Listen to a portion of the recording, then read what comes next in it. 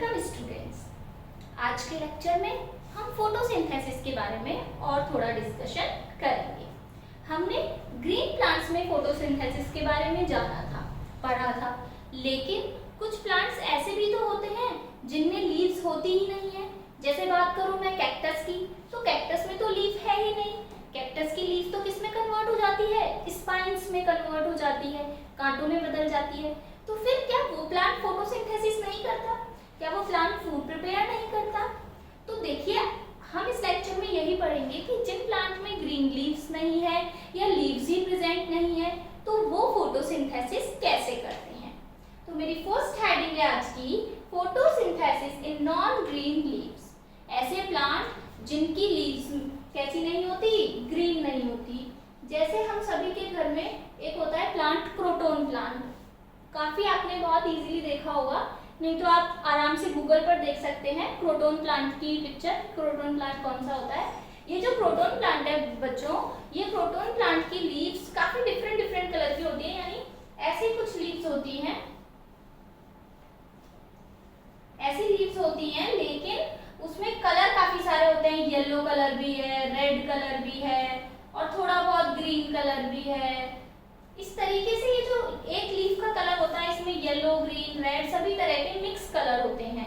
तो इसमें कैसे होता है फोटोसिंथेसिस कि जो ग्रीन वाला रीजन है, इस लीफ का जो ग्रीन रीजन है, उस रीजन में फोटोसिंथेसिस होता है और फूड बनता है। और वो फूड फिर फ्लोएम की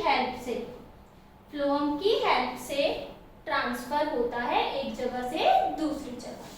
मैंने आपको प्रीवियस वीडियो में बताया कि स्टेम के अंदर दो कंडक्टिंग ट्यूब्स होती हैं, जाइलम एंड फ्लोएम। तो जाइलम तो वाटर को ट्रांसपोर्ट करती है और फ्लोएम फूड को ट्रांसपोर्ट करता है। तो जो लीव्स में, इन जो नॉन ग्रीन लीव्स हैं, जैसे क्रोटोन प्लांट में नॉन ग्रीन लीव्स होती हैं, तो इसमें जो थोड़ा बहुत ग्रीन पार्ट है लीफ का, पूरी लीफ तो ग्रीन नहीं है, पर जो थोड़ा बहुत ग्रीन पार्ट है लीफ का, वहां फोटोसिंथेसिस होगी और फूड के रूप में क्या बनेगा? ग्लूकोज। और ग्लूकोज स्टार्च में कन्वर्ट होगा और फिर वो जो स्टार्च है उसको ये फ्लोएम दूसरे पार्ट तक ट्रांसफर करेगा। ध्यान रहेगा। ये बात हुई नॉन ग्रीन लीव्स की। और अब मैं बात करूं कैक्टस, जिसमें तो लीव्स ही नहीं होती, तो वो कैसे फोटोसिंथेसिस करेगा? तो हमने देखा है कि जो कैक्टस होता है इस तरीके से, उसकी स्टेम ही ग्रीन होती है। क्या होती है? कैक्टस की स्टेम ग्रीन कलर की होती है। कैक्टस की लीव्स तो नहीं होती, बट स्टेम ग्रीन कलर की होती है, फूली। तो वो जो स्टेम है, ग्रीन स्टेम कैक्टस में, वो क्या करती है? फोटोसिंथेसिस करती है।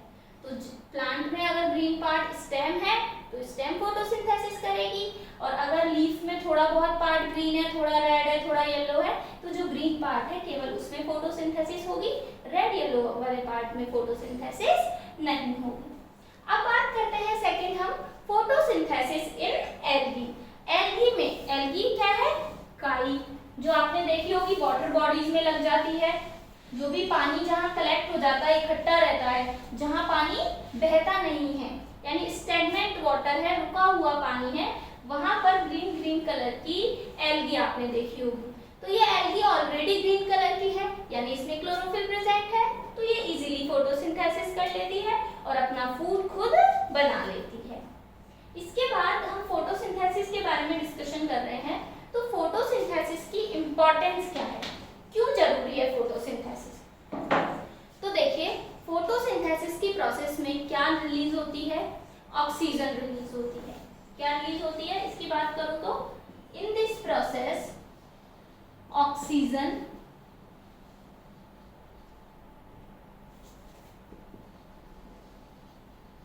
रिलीजेस। ऑक्सीजन रिलीज होती है, और ऑक्सीजन क्या है? Life supporting gas. क्या है? Life supporting gas. तो लाइफ के लिए क्या जरूरी है? फोटोसिंथेसिस जरूरी है, क्योंकि फोटोसिंथेसिस नहीं होगी तो ऑक्सीजन रिलीज नहीं होगी, और ऑक्सीजन रिलीज नहीं होगी तो ह्यूमन और एनिमल्स का सर्वाइवल पॉसिबल नहीं है। इसलिए in this process oxygen releases which is life supporting gas. इसके अलावा ये जो फोटोसिंथेसिस है ये क्या मेंटेन करती है, ये नेचर में ऑक्सीजन कार्बन डाइऑक्साइड साइकिल को मेंटेन करती है, ऑक्सीजन कार्बन डाइऑक्साइड साइकिल। कैसे बच्चों, देखिए हम ऑक्सीजन लेते हैं, फोटोसिंथेसिस में ऑक्सीजन रिलीज होती है, उस ऑक्सीजन को हम लेते हैं और हम फिर रेस्पिरेशन में क्या रिलीज करते हैं, कार्बन डाइऑक्साइड। उसको कौन लेता है, प्लांट में। इस तरीके से एटमॉस्फेयर में ना तो कार्बन डाइऑक्साइड ज्यादा होगी ना ही ऑक्सीजन, बैलेंस दोनों का बना रहेगा। अगर मान लो कार्बन डाइऑक्साइड बहुत ज्यादा हो गई, यानी प्लांट्स बहुत ज्यादा हमने क्या कर दिए, कट कर दिए, प्लांट हमने बहुत ज्यादा कट कर दिए, तो जो हम कार्बन डाइऑक्साइड रिलीज कर रहे हैं, जो एनिमल्स कार्बन डाइऑक्साइड रिलीज कर रहे हैं, उसको तो प्लांट लेने वाले हैं ही नहीं, बहुत कम है। तो एटमॉस्फेयर में कार्बन डाइऑक्साइड बढ़ जाएगी और अर्थ का टेम्परेचर भी राइज होगा, जो अभी सिचुएशन हम देख रहे हैं इन दिनों। इसी वजह से ज्यादा प्लांट्स हमें लगाने चाहिए, जिससे ऑक्सीजन कार्बन डाइऑक्साइड साइकिल का जो बैलेंस है वो बना रहे। तो it maintains oxygen carbon dioxide cycle balance in atmosphere. ये भी एक फोटोसिंथेसिस का मेजर रोल है। इसके अलावा एक और इसकी इंपॉर्टेंस है कि फोटोसिंथेसिस में फूड के रूप में क्या बनता है, स्टार्च, और वो स्टार्च कौन खाता है, वो स्टार्च फूड के रूप में हम लेते हैं या दूसरे एनिमल्स लेते हैं। तो इन दिस प्रोसेस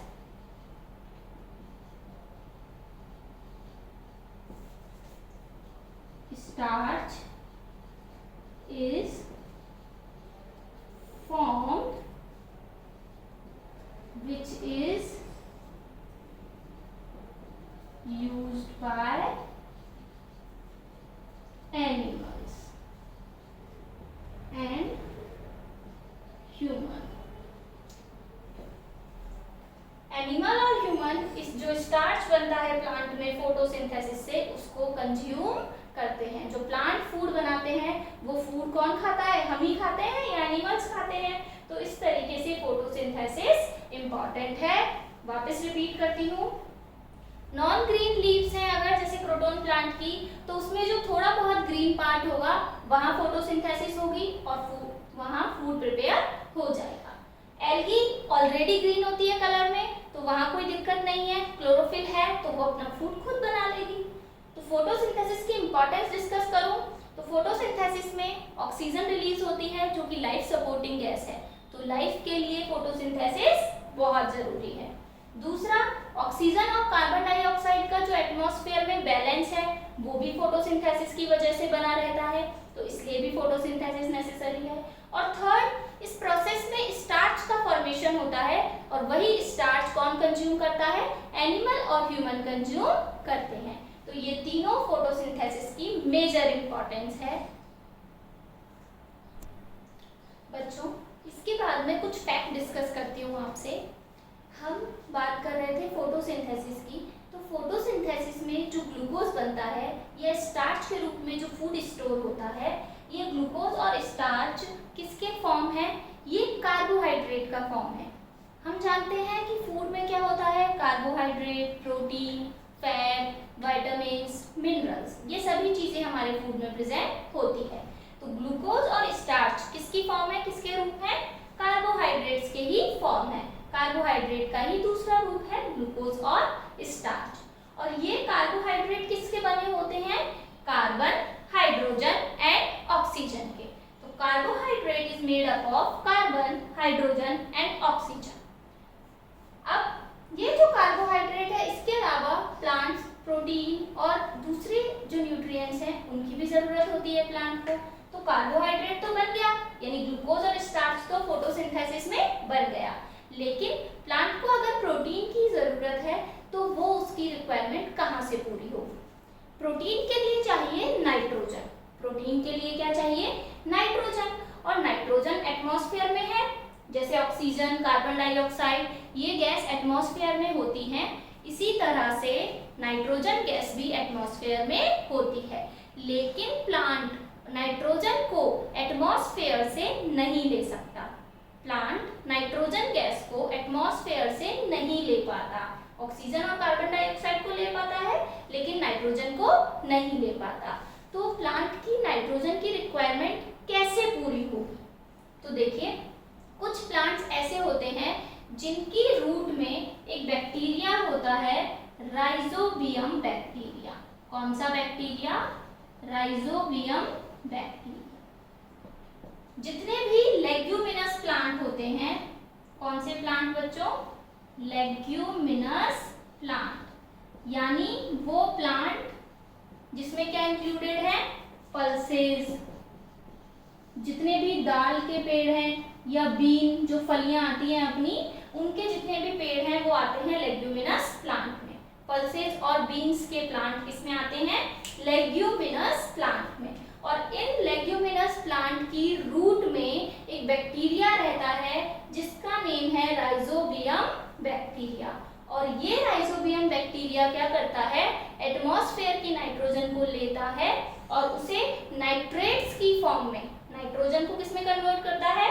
नाइट्रेट की फॉर्म में, और उस नाइट्रेट की फॉर्म में फिर प्लांट को प्रोवाइड करता है। तो इस तरीके से जो लेग्यूमिनस प्लांट है उनको नाइट्रोजन मिलती है। इनकी केवल इन प्लांट के रूट्स में ही राइजोबियम बैक्टीरिया पाया जाता है, और ये राइजोबियम बैक्टीरिया एटमॉस्फेयर से नाइट्रोजन को लेकर प्लांट को देता है। किस फॉर्म में? नाइट्रेट्स की फॉर्म में। किस फॉर्म में? नाइट्रेट्स की फॉर्म में देता है। लेकिन अगर कोई प्लांट लेग्यूमिनस नहीं है, जैसे जो और प्लांट है, उनमें कैसे पूरी होगी नाइट्रोजन की रिक्वायरमेंट?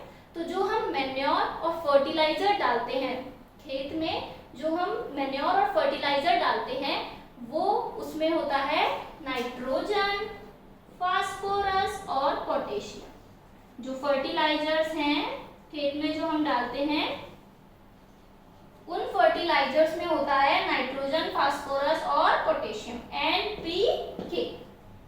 NPK यानी नाइट्रोजन, फास्फोरस और पोटेशियम होता है, और यही प्लांट को मिलता है नाइट्रोजन के लिए। लेकिन लेग्यूमिनस प्लांट को नाइट्रोजन की रिक्वायरमेंट होती है तो कौन पूरी कर देता है?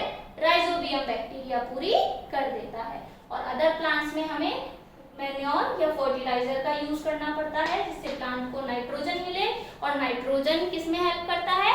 प्रोटीन बनाने में हेल्प करता है। तो इस तरीके से कार्बोहाइड्रेट तो प्लांट खुद बना लेता है ग्लूकोज और स्टार्च के रूप में फोटोसिंथेसिस की प्रोसेस में, और नाइट्रोजन के लिए प्लांट में या तो राइजोबियम बैक्टीरिया होता है, और अगर ये नहीं है तो हम उसमें नाइट्रोजन के लिए फर्टिलाइजर या मैन्योर ऐड करते हैं। तो ये हमने आज यहाँ तक जाना। इसके बाद हम नेक्स्ट वीडियो में कंटिन्यू करेंगे। Thank you.